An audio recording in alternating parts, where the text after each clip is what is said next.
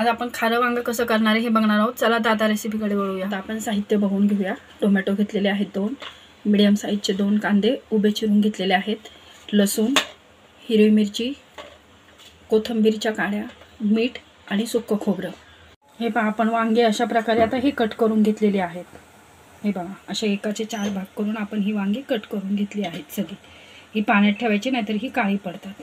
धनिया पावडर, गरम मसाला, काळा मसाला, हळद, जिरं, मिरची पावडर।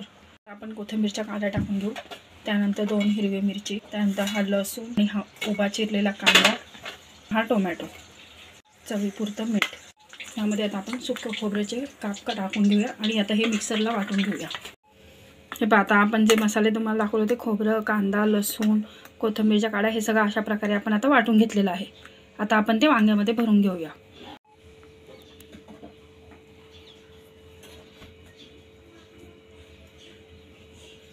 अशा प्रकारे आता आपण हे सगळ्या वांग्यांमध्ये भरून घेतलेले। आता आपण हे भाजी करून घ्यायची।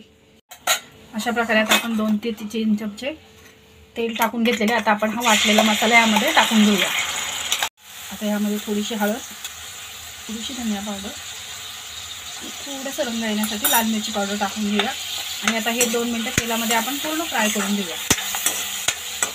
आता आपण वाटणामध्ये मीठ टाकलं होतं त्यामुळे ह्याच्यामध्ये आता मीठ टाकायचं नाही। हे 2 मिनिटं व्यवस्थित फ्राय झालेलं आहे। आता आपण ह्यामध्ये ही वांगी सोडून घेऊया जे आपण भरून घेतली होती।